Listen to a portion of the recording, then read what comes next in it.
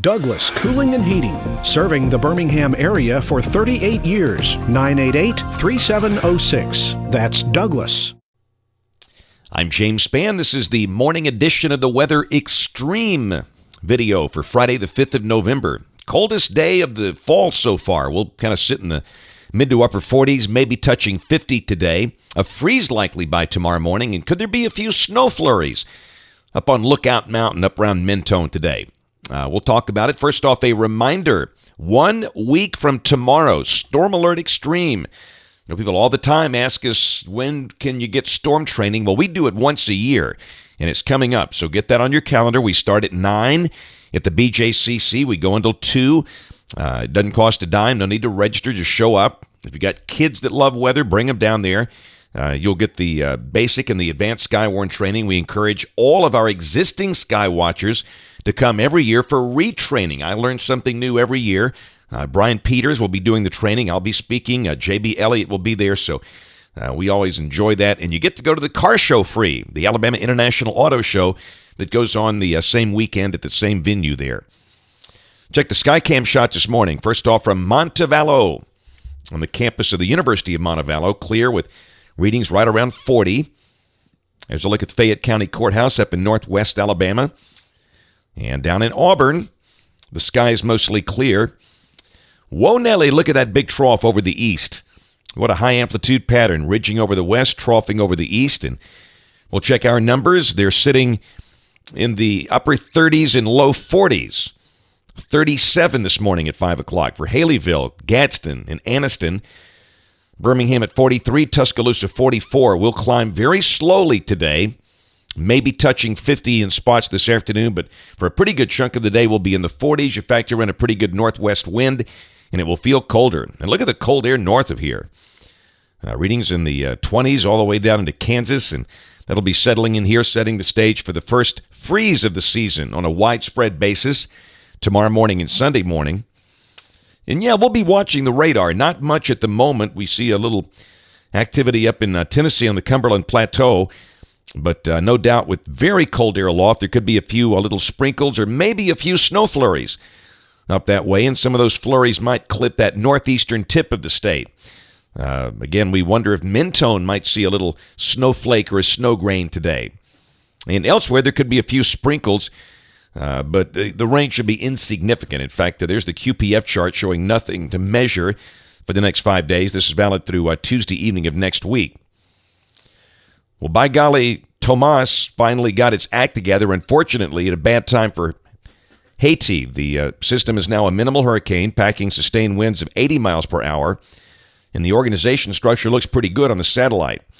And it will be coming up between Haiti and the eastern tip of Cuba today. And then moving across the southeast Bahamas late tonight, and then moving on out to sea and dissipating. So, again, it's going to be a pretty rough ride for Haiti today. Hopefully the flooding won't be too severe, because you know that over 1 million people are living in tents after the big earthquake down there earlier this year.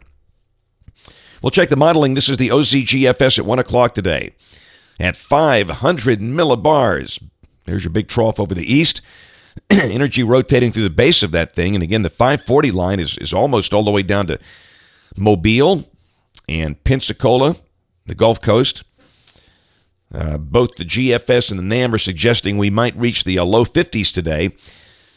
And we'll probably see cloudy periods because of the very cold air aloft. And again, north of Birmingham, there could be a few sprinkles or flurries. And in fact, the NAM really suggests there could be scattered rain showers as far south as Birmingham later today. And that's certainly not out of the question. So keep that in mind.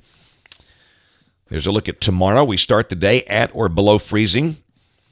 There's still going to be a little bit of a breeze. Note the surface high is still west of us over around Monroe, Louisiana. So the range should be fairly tight.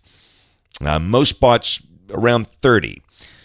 And then the day will be brightly sunny and cool with a high in the middle 50s. Now, Sunday morning, that's when the bottom could drop out for the colder valleys, because the high is right on top of us.